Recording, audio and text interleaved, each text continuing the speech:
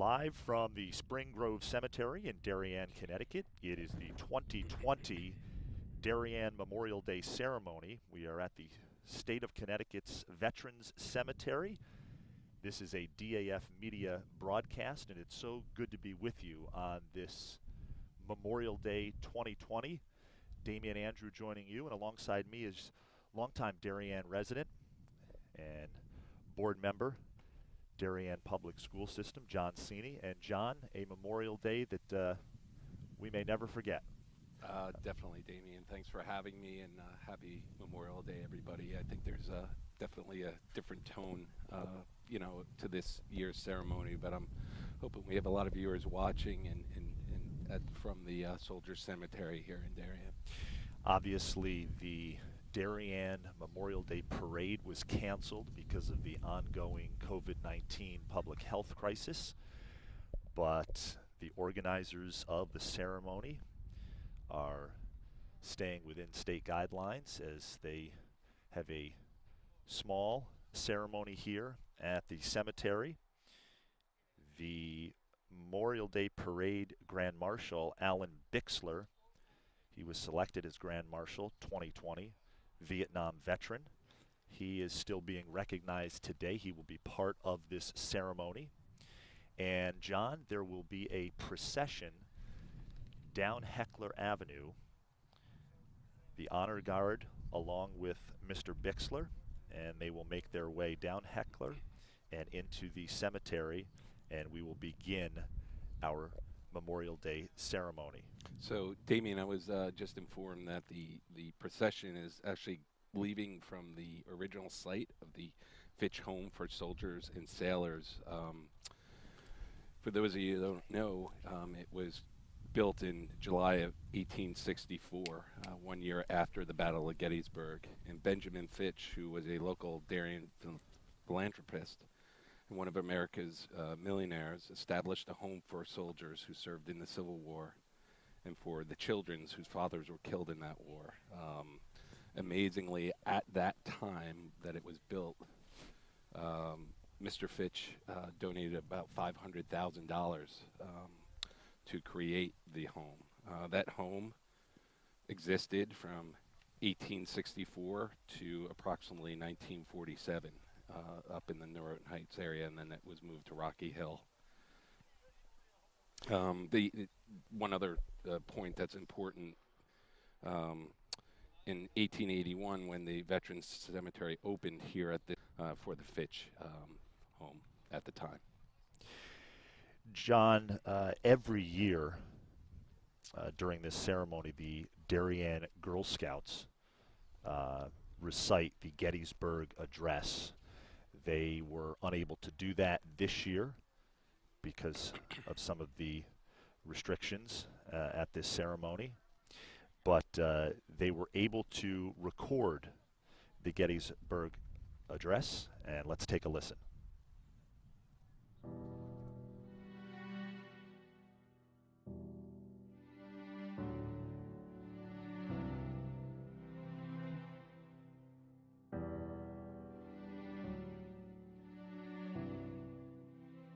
The Gettysburg Address was delivered by President Abraham Lincoln during the American Civil War at the dedication of the Soldiers' National Cemetery in Gettysburg, Pennsylvania, on the afternoon of Thursday, November 19, 1863.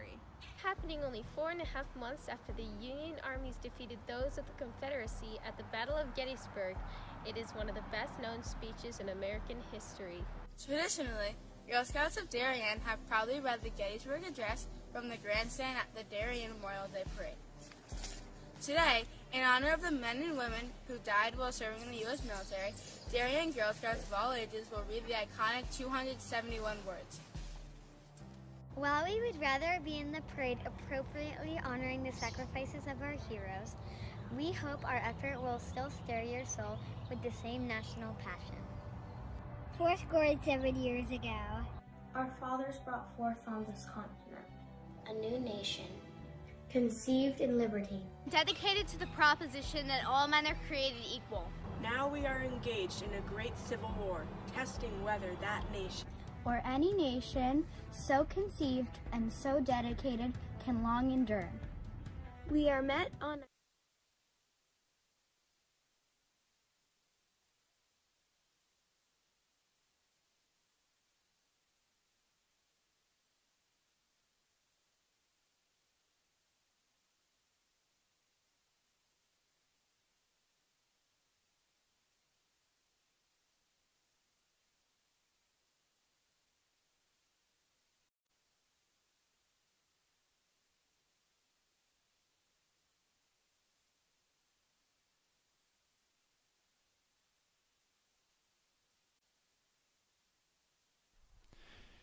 You are watching the Darien Memorial Day Ceremony live on the DAF Media Network as we are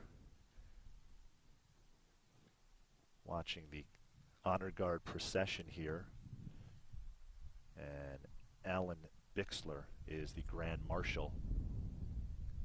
They will make their way into the cemetery. Damian Andrew alongside John Sini, and while I have a moment, I want to recognize our DAF Media production crew: Sam Cragin, Chris Benedict, Luke Sini, Jack Kelley, and Grayden Overbeck. And here they come, John, into the Spring Grove Cemetery as we are just moments away now from the start of the Darien 2020 Memorial Day Ceremony. And Damian, the ceremony is an annual affair. A lot of people along the parade route don't, given the length, don't get the chance to see it, but it typically runs about an hour, and it's a really special moment here at the Cemetery for Soldiers and Sailors, as it was originally called.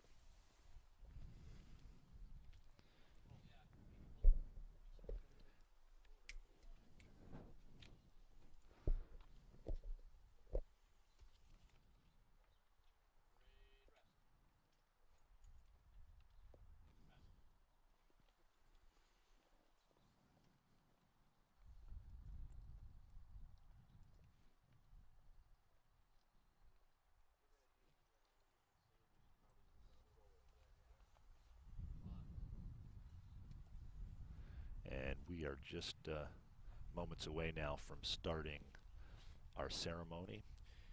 Here is the organizer of the Darien Memorial Day Parade, Mr. Terry Gaffney.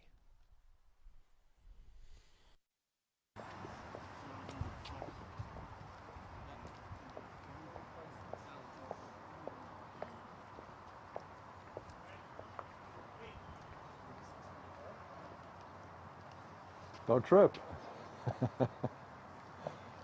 Come on, you got a seat in the front row.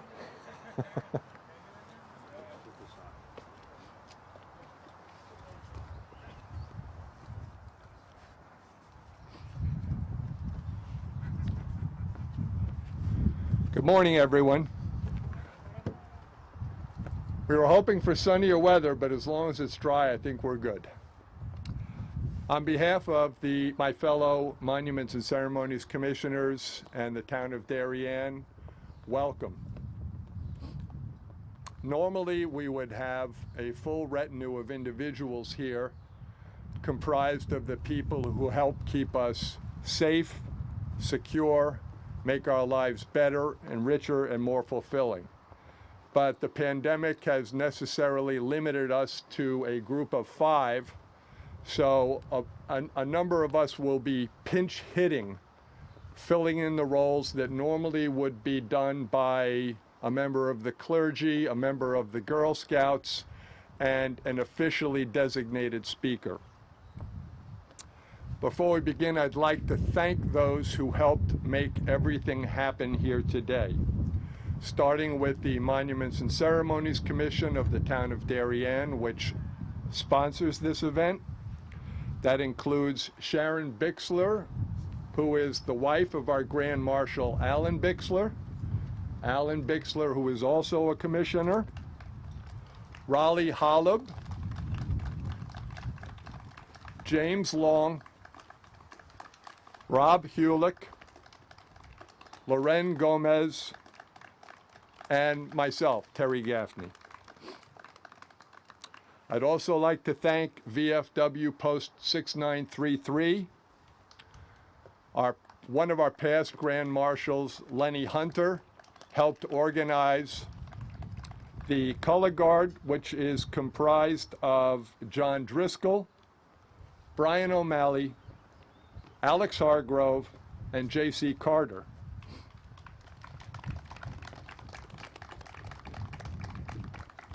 I'd also like to thank the Darien Police Department, who has been very helpful in getting us here safe, especially Captain Jeremiah Marin and Chief Don Anderson.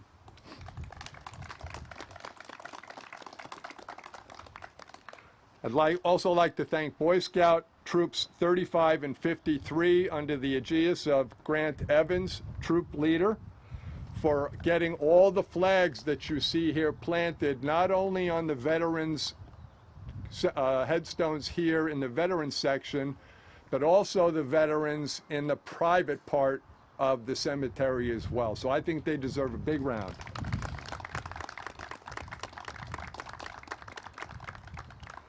I'd also like to thank, in tandem, the Darien Library, the Darien Foundation, DAF Media, Christopher Andrade, and Damian Andrew for making it possible to live stream this broadcast so others can see what we're doing here today from the safety and comfort of their homes.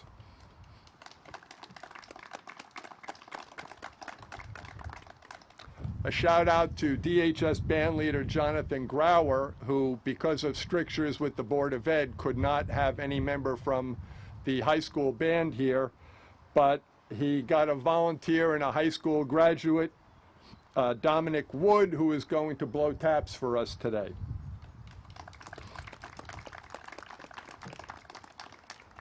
Even though they are not here, I'd like to thank our local Girl Scout troops who have put together, since a Girl Scout normally delivers the Gettysburg Address, but that would put us at 6 people.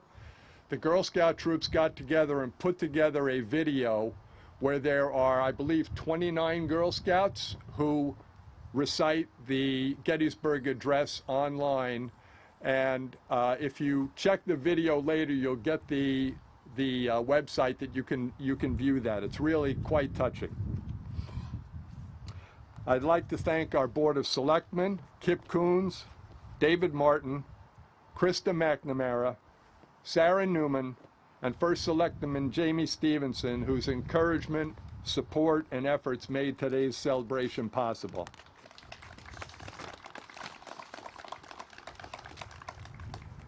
And last but not least, where would the organ players of the world be without the page turners?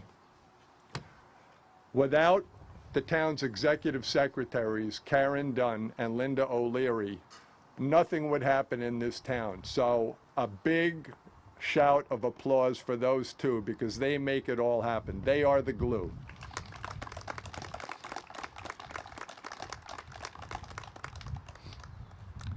And now, pinch hitting for a clergyman, I'd ask everybody just to bow their head for a moment and let us pray. Thank you, Lord, for a dry day. We are gathered to acknowledge and mourn those who gave their lives in service to our country. Look after them, we ask, and reward them for their sacrifice. And let us never forget why they did what they did. They did it for us. So hopefully we will continue to honor their memory and appreciate the blessing of freedom they helped secure for us. Now I'd like to introduce our fabulous 4. We have our Grand Marshal, Alan Bixler.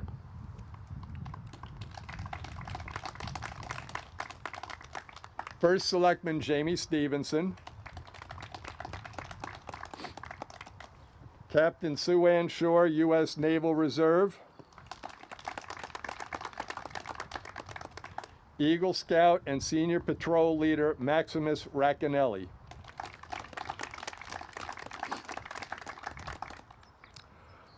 Our Grand Marshal this year, Alan Bixler, is a Vietnam veteran. And not only has he served his country, but he has served this town of Darien in many, many capacities. He's been an assistant scout leader for Troop 53 in the Boy Scouts of America, an RTM member. He was commissioner of the Town and Recs Committee, Town Parks and Rec Committee, a Methodist youth group leader, and one of the stalwart volunteers for the Wreaths Across America, in addition to being a Monuments and Ceremonies Commissioner, and a friend to many. So I am going to call upon Grand Marshal Alan Bixler to lead us in the Pledge of Allegiance. And once he does so, I have asked him to stay on for a moment and read a letter written to him by his son, Corey Bixler. Alan?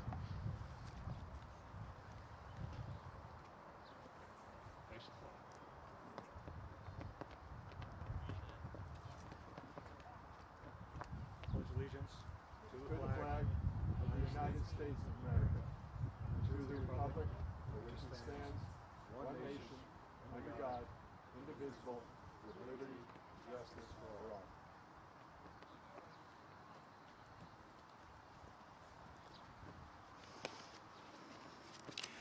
I have something here that was written by my son, actually a year ago, and it's a tribute to his grandfather, his great-grandfather, and me.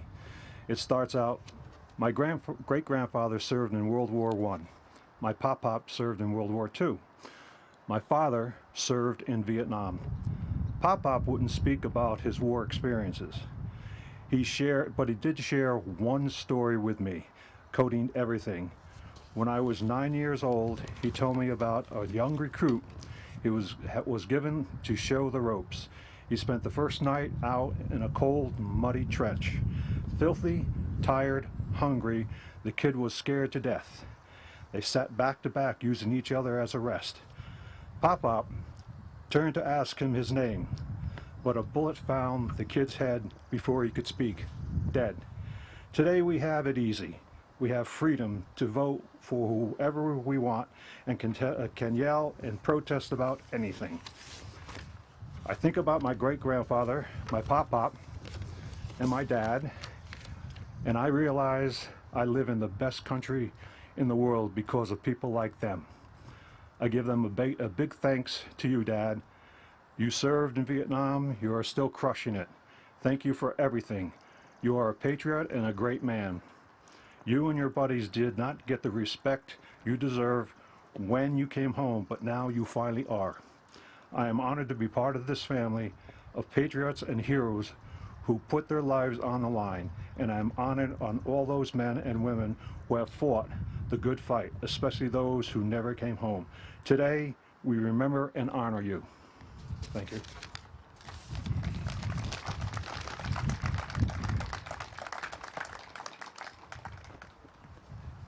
Thank you, Alan, and thank you, Corey.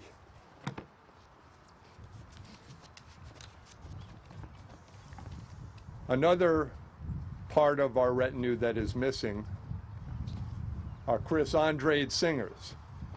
So I'm going to ask everyone to join in singing our national anthem. And if you feel a little bit hesitant, I will share with you what my pastor has told me. If God blessed you with a beautiful voice, sing loudly. And if he cursed you with an awful voice, sing all the louder to get even.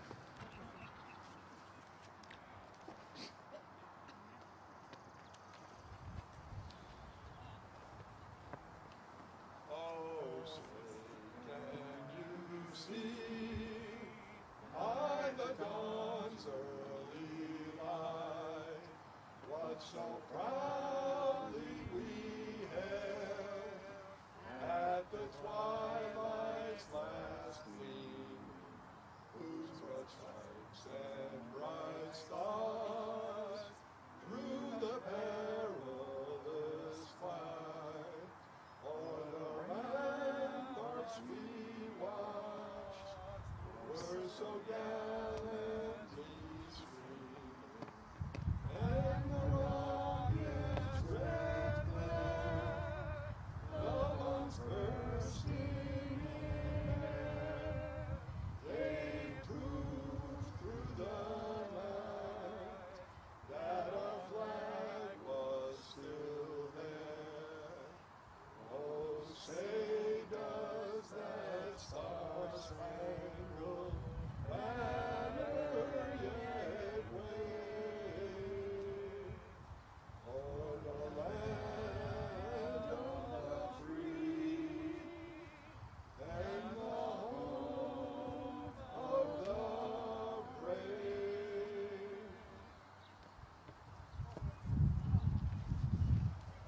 How about a round of applause for all those with bad voices who sung? Not that bad, right? I am now going to call upon Captain Sue Ann Shore, United States Naval Reserve, Girl Scout leader, Monuments and Ceremonies Commissioner, to recite Abraham Lincoln's Gettysburg Address. Sue Ann?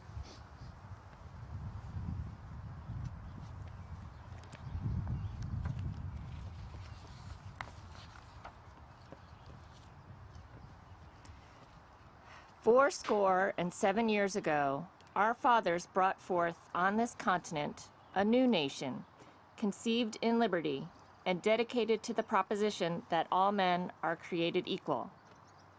Now we are engaged in a great civil war, testing whether that nation, or any nation so conceived and so dedicated, can long endure. We are met on a great battlefield of that war. We have come to dedicate a portion of that field as a final resting place for those who here gave their lives that that nation might live. It is altogether fitting and proper that we should do this. But in a larger sense, we cannot dedicate, we cannot consecrate, we cannot hallow this ground. The brave men, living and dead, who struggled here, have consecrated it, far above our poor power to add or detract. The world will little note, nor long remember what we say here, but it can never forget what they did here.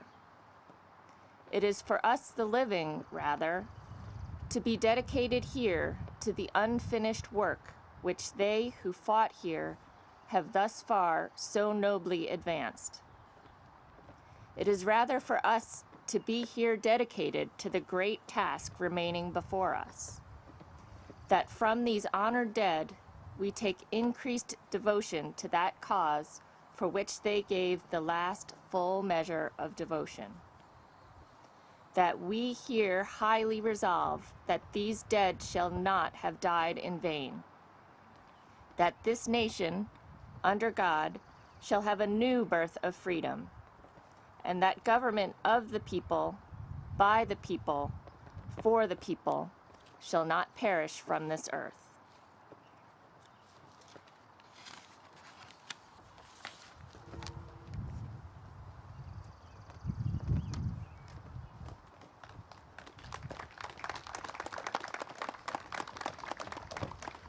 Thank you, Sue Ann. And again, I would just mention that when you get home and check out the live stream broadcast, they've got the Girl Scouts conglomerate speech, and it really is something you want to check out. Next, I'd like to call upon Eagle Scout and Senior Patrol Leader Maximus Racanelli to read General Logan's General Orders number 11.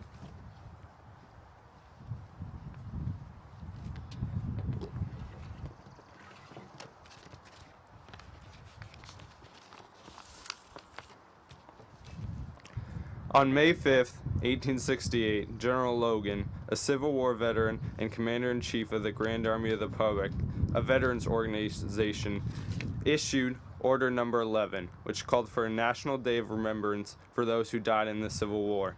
This order would become the basis for Memorial Day, which remembers and honors all military personnel who have died serving in the United States Armed Forces. The proclamation reads as follows. 1. The 30th day of May, 1868, is dedicated for the purpose of strewing with flowers or otherwise decorating the graves of comrades who died in defense of their country during the late rebellion, and whose bodies now lie in almost every city, village, and hamlet churchyard in the land. In this observance, no form or ceremony is prescribed, but hosts and comrades will, in their own way, arrange such fitting services and testimonials of respect as circumstances may permit. We are organized, comrades, as our regulations tell us, for the purpose, among other things, of preserving and strengthening those kind and fraternal feelings which have bound together the soldiers, sailors, and Marines who united to suppress the late rebellion. What can aid more to assure this result than by cherishing tenderly the memory of our heroic dead, who made their breast a barricade between our country and its foe. Their soldiers' lives were the reveille of freedom to race in chains, and their death a tattoo of rebellious tyranny in arms. We should guard their graves with sacred vigilance. All that the consecrated wealth and taste of the nation can add to their adornment and security is but a fitting tribute to the memory of her slain defender. Let no wanton foot tread rudely on such hallowed grounds. Let pleasant paths invite the coming and going of reverent visitors and found mourners. Let no vandalism of avarice, of neglect, no ravages of time testify to the present or to the coming generations that we have forgotten, as a people, the cost of free and undivided republic. If other eyes grow dull, and other hands slack, and other hearts cold in the solemn trust, ours shall keep it well, as long as the light and warmth of light remain in us. Let us then, at the time appointed, gather around their sacred remains, and garland the passionless mounds above them with choicest flowers of springtime. Let us raise above them the dear old flag they saved from dishonor. Let us in solemn presence renew our pledges to aid and assist those whom they have left among us, sacred charges upon the nation's gratitude, the soldiers, the sailors, widow, and orphan. It is the purpose of the Commander-in-Chief to inaugurate this observance with the hope it will be kept upon from year to year. With a survivor of the war remains to the honor the memory of his departed comrades. He earnestly desires the public press to call attention to this order and lend its friendly aid in bringing it to notice of comrades in all parts of the country in time for simultaneous compliance therewith. Department comrades will use every effect to make this order effective.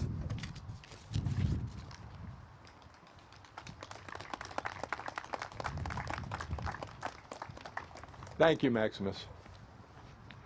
I now call upon First Selectman Jayme Stevenson to read the roll of honor of those Darien residents who lost their lives in service to our country, and Grand Marshal Alan Bixler to ring the bell to commemorate them. 3 rings of the bell reflect our respect and honor for those who are lost.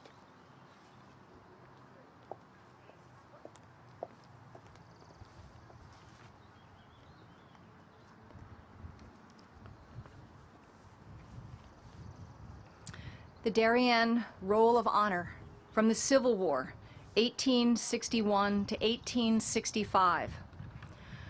Carl Ackerman, James H. Bates, Louis H. Benedict, Joseph Bushby, Nathan R. Bixby, Charles H. Clock, Horace Curtis, Philip Fortune, Michael Harmon, Frederick Henderson, William H. Howe, William H. Howman, Edward S. Hoyt, Isaac L. Hoyt, Elias Johnson, George D. Jordan, Frank LaRoche, Samuel McGlew, John Mallon, William H. Northrop, Gabriel W. Platt, John Price, Franklin H. Schofield, Albert O. Seeley,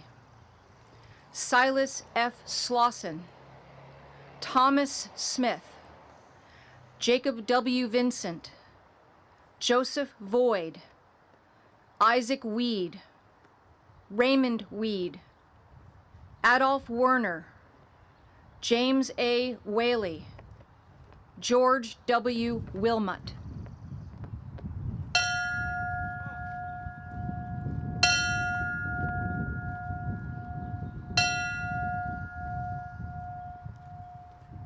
From World War I, 1917 to 1918. David C. Bispham, Lawrence F. Callahan, Martin H. Gill, Wilfred T. Lowndes, Murtaugh C. McDonald, Edward G. Punzelt, Ernest F. Sexton, George Straka.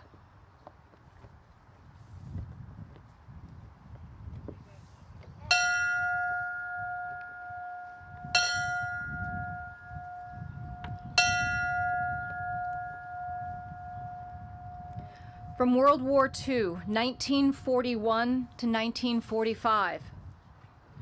Sanford Adams, Eric Allen, William A. Akrig II, Elton S. Barrett, Orrin K. Boyce, James Butts, Joseph A. Chase, Peter T. Chester, Horace G. Cleveland III, Louis Codling, David O. Devlin, Anthony R. Freight, Raymond L. Howe, Pasquale G. Improta, Lawrence H. Isbell, Thomas W. Jenkins, Jefferson M. Johnson, John L. Masterson, George R. Miller, Alan R. Morehouse, Arthur L. Nielsen, William T. O'Neill Jr., Francis W. O'Toole, Otis Overton, Kenneth C. Phillips, John Pine, Louis E. Rayner, Thomas F. Rendler, David L. Rosenberg, Charles B. Rossi, Gordon S. Smith, Thomas F. Smith, Stephen J. Tansick, Torker D. Tokel, Julius W. Torok, Anthony Vitti, Donald Frothingham Jr., Rosario F. Pollenberry, Harold D. Parody, Clarence C. Walker.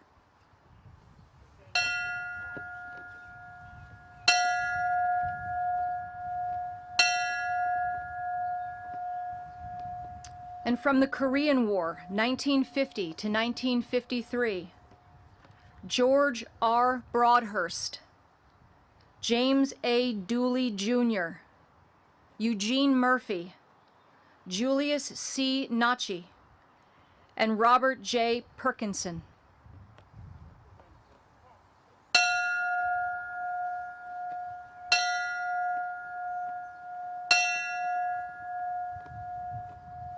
And from the Vietnam War, 1958 to 1975, Alan L. Deirdrickson, John B. Geeson Jr., James S. MacArthur, David I. Mixter, William R. Patience Jr., and John B. Sherman.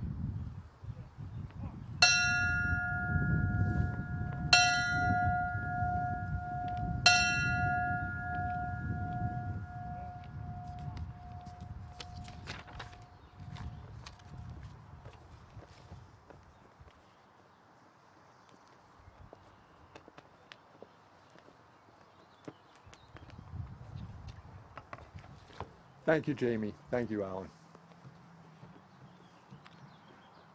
I now ask everyone to raise those beautiful voices and others and join in singing only the first chorus of America the Beautiful.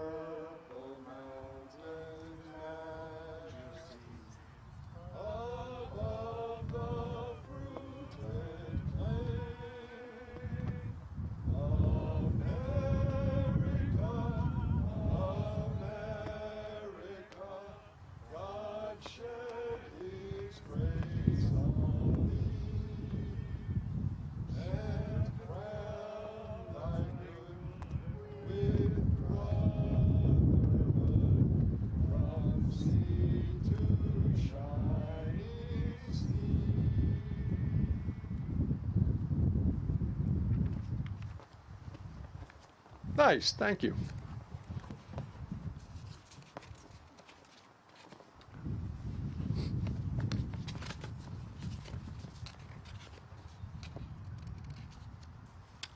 Since we did not have an official designated speaker for today's ceremony due to limitations, I have asked Captain Sue Ann Shore to say a few words for us, and I hope everybody saw the Memorial Day section in the Darien Times this week. I personally looked at and read every caption of all 402 pictures in there.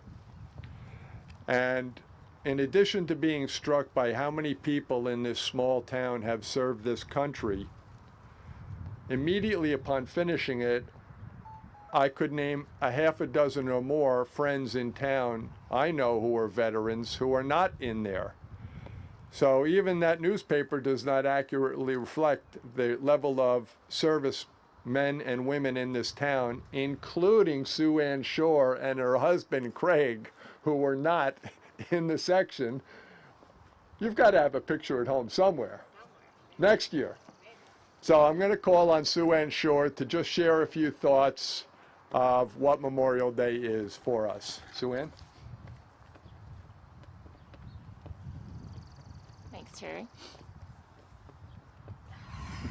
So, Terry asked me to speak a few days ago, and so I was sitting at my desk sort of reflecting on what few words I might want to share this morning. And I was scrolling through my email past all the emails for the Memorial Day sale, you know, yay, that's a great excuse. But I know we all know that are here that that's not really what it's about.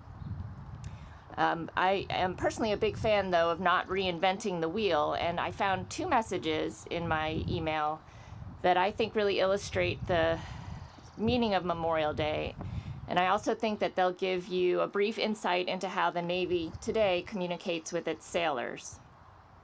So I'm a Navy Reserve sailor and have been for almost 25 years. The commander of the Navy Reserve Forces Command, Rear Admiral John Schomer, sent out this message to the over 49,000 selected reserve sailors serving in the Navy today. And he said, approximately 1 million men and women of the U.S. military have lost their lives in defense of our nation since the founding of this great republic. For many, Memorial Day signifies the start of summer. Unfortunately, it can be easy to overlook the significance of Memorial Day and what it means to all of us. Today, Monday, May 25th, our country will honor all of the brave men and women who have made the ultimate sacrifice. Memorial Day, as Decoration Day gradually came to be known, originally honored only those lost while fighting in the Civil War. During World War I, the United States found itself embroiled in another major conflict, and the holiday evolved to commemorate American military personnel who died in all wars, including World War II, the Vietnam War, the Korean War, and the wars in Iraq and Afghanistan. I anticipate for many this Memorial Day weekend will look vastly different than previous ones. With social distancing efforts in place to slow down the spread of COVID-19, Memorial Day parades and events have been canceled. But this doesn't mean that Memorial Day is canceled. Far from it. I encourage every Navy reservist, and I encourage you as well, that no matter where you are, no matter your circumstances, to spend time remembering those who lost their lives and could not come home, reflecting on their service and why we have the freedoms that we enjoy today. Take time with your families to talk about the meaning of Memorial Day and why it is important. Lastly, use this weekend to focus on your own values of service. Remind yourself of your oath and what it means to be a citizen sailor. So that message from Admiral Schomer, I think whether you're serving or not, I believe that we can each use these words to help us reflect on what our values are and who we are as citizens of the United States. So my current position, I'm serving as the Reserve Fleet Oceanographer for the Pacific Fleet. Admiral John Aquilino is the commander of the Pacific Fleet, and he, along with Fleet Master Chief Honea, sent the following message to all of the sailors in the Pacific Fleet. As our Navy and nation approach this year's Memorial Day, I ask that each of you pause to remember those who have gone before us and paid with their lives in defense of our country. Remembering our greatest generation, whose numbers diminish every day, for their service and sacrifice as we commemorate 75 years of security and prosperity since the end of World War II. Their legacy lives on in us. We too have sworn an oath to make the same sacrifice if duty calls. We shall never forget, especially in the face of this global pandemic.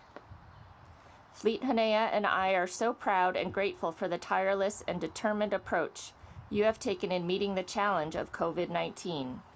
Your grit and commitment has ensured our allies and partners and competitors understand and recognize that our maritime forces are ready to fight and win. Pacific Fleet sailors, medical and support personnel have been on the front lines of this battle. The lessons learned and earned by USS Theodore Roosevelt and USS Kidd crews are saving lives, and results from their testing are informing America's approach to fighting the virus. As our ships prepare to sail again, friends and foe alike should take note. Our Navy remains ready. For the thousands of you enduring the extraordinary mitigation measures, we recognize the additional burden they can place on you and your families. Your professionalism in fulfilling them is the reason we have combat-ready ships and submarines operating throughout the Pacific. Thank you for your dedication. Your service in the face of this pandemic and great power competition is an inspiration. Keep charging.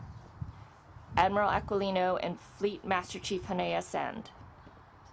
So I hope that each of you can find words of inspiration as well as food for thought in the words of these great leaders. Thank you.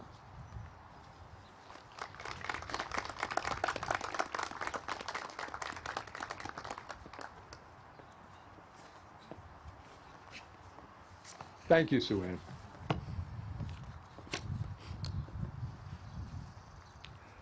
And now we will have the presentation of the memorial wreath by First Selectman Jayme Stevenson and Grand Marshal Alan Bixler.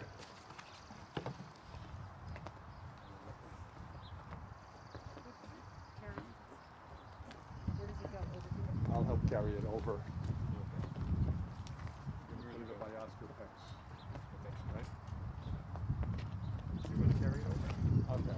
You two lift it.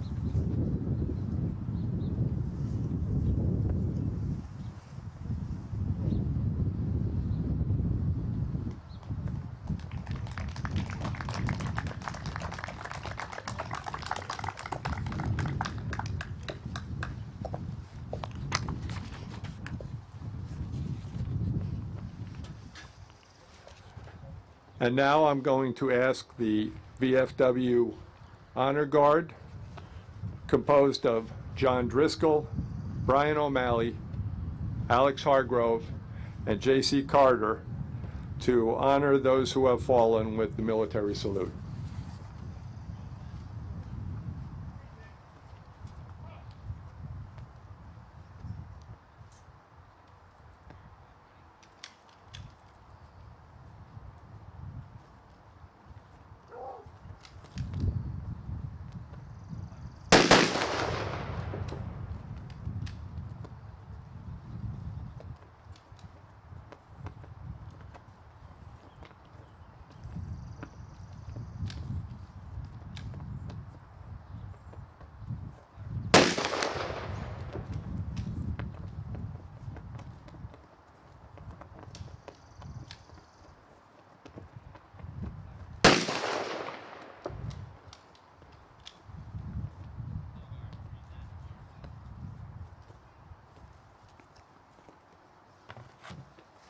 Thank you.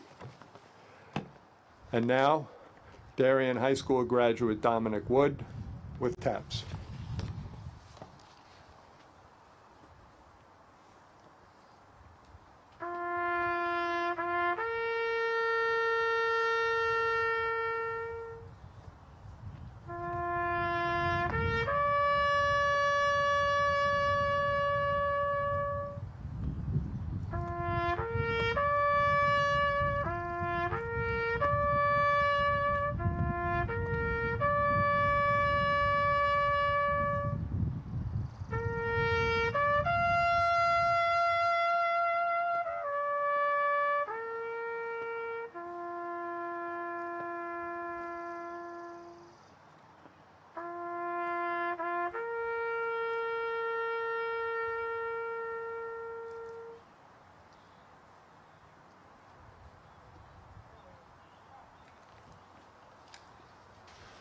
Thank you, Dominic. Next, I'm going to call upon First Selectman Jayme Stevenson to share her thoughts and close us out with a closing prayer of benediction.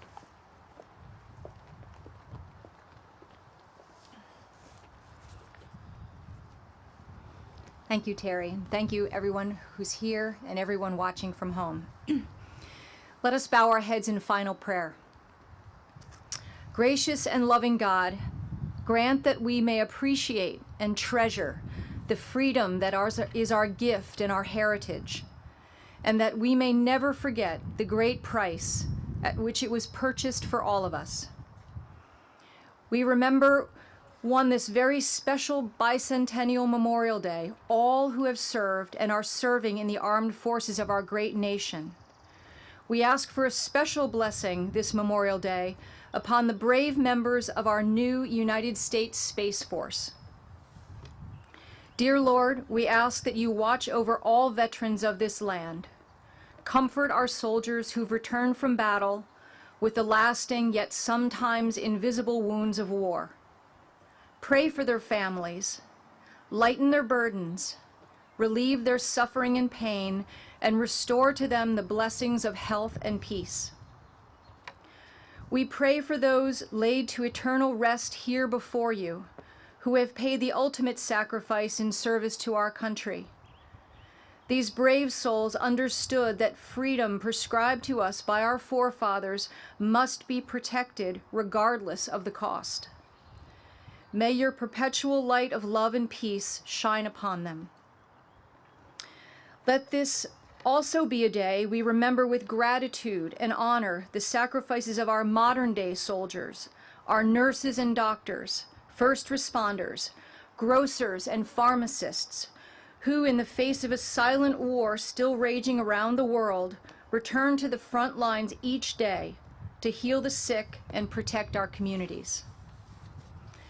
May the good work which you, God, have begun in them be brought to perfection, that this land may heal and prosper, and that there may be lasting peace and health throughout our world. All this we ask you, Almighty and gracious Father, in your holy name. Amen.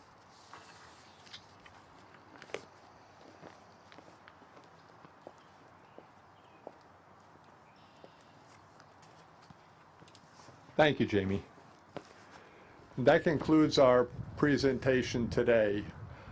I would just ask that while you're here, before we all go our separate ways, to take a moment and look around you. The 2,165 veterans lying in this cemetery each gave their time and sacrifice to our country. And I would just say, take a moment, look around you, take a stroll through the cemetery. There are people buried here from many, many wars, from many, many nations. Some of them have fought in wars we're all familiar with. Others have fought in wars that some don't even know about. The Philippine insurrection, Mexican border incursion, the Boxer Rebellion. All of these are buried here, as well as Civil War. And again, one other side note I would say about this cemetery, you're standing in the first branch of the United States government that was completely integrated. If you go through this cemetery, you will see headstones that say Connecticut Volunteer, and then Colored Infantry, which was an official designation. Black and white were buried here together 140 years ago. The nation is slowly catching up, and hopefully we'll get there sooner rather than later. But there is a lot to be learned here in this cemetery. I would encourage all of you to take a look around. And then finally, I would just like to say thank you all for coming, and those who are watching at home, thank you for tuning in and watching. Enjoy your day. You have been watching the Darien 2020 Memorial Day Ceremony on the DAF Media Network. That was the chair of the Darien Memorial Day Parade, Terry Gaffney, with some great closing thoughts. Damian Andrew alongside John Sini. And John, I'm going to give you a chance to talk here. Just your thoughts on this day. We said it at the outset. A day we'll look back on this Memorial Day with what's going on with the global pandemic. One we'll always remember, but certainly a day that is always reserved to recognize those who have given their lives for the freedom of this country. Yeah, I think I'd add, Damian, that you know, it's probably one of the most intimate ceremonies we'll hopefully ever have. Yeah. In this on this Memorial Day, and it's a special one. You know, this is the town's 200th anniversary, and we're celebrating in a very different way this year. You know, June 12th is its actual birthday. June 12th. Yep. 1820, the charter for the new town of Darien was brought from the General Assembly by horseback by Thaddeus Bell. It was a very intimate gathering, as you said, and emotional at that. But I want to thank everybody for watching on the DAF Media Network. I want to also recognize our DAF Media production crew, all student volunteers, and 4 of the 5 here today, Darien High School seniors. And this has certainly been a challenging time for them. Nice to have them back on a live stream broadcast. Grayden Overbeck, Sam Cragin was our director.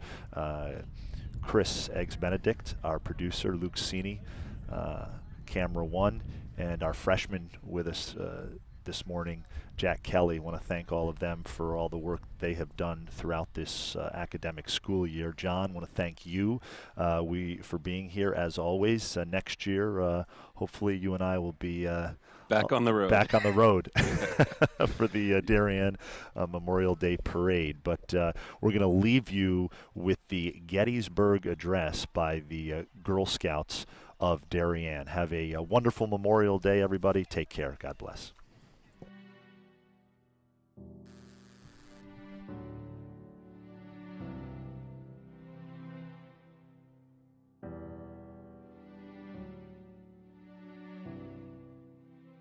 The The Gettysburg Address was delivered by President Abraham Lincoln during the American Civil War at the dedication of the Soldiers' National Cemetery in Gettysburg, Pennsylvania, on the afternoon of Thursday, November 19, 1863.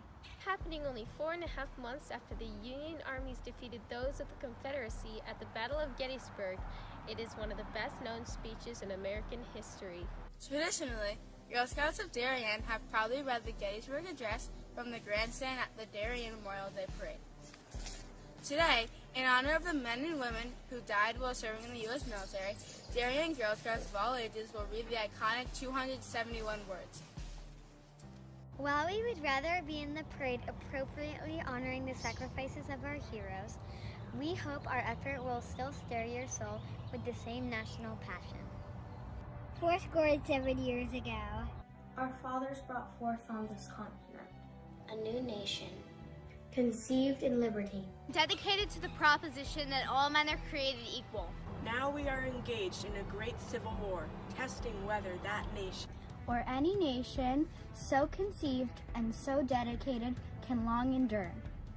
We are met on a great battlefield of that war. We have come to dedicate the portion of that field as a final resting place for those who here gave their lives that that nation might live. It is altogether fitting and proper that we should do this. But in a larger sense, we cannot dedicate, we cannot consecrate, we cannot hallow this ground. The brave men, living and dead, who struggled here have consecrated it far above our poor power to add or detract. The world will little note nor long remember what we say here. But it can never forget what they did here. It is for us, the living, rather to be dedicated here to the unfinished work which they who have fought here have thus far so nobly advanced. It is rather for us to be here, dedicated to the great task before us. That from these honored dead we take increased devotion to that cause for which they gave the last full measure of devotion. That we here highly resolve that these dead shall not have died in vain. That this nation, under God, shall have a new birth of freedom. And that government of the people, by the people, for the people, shall not perish from the earth.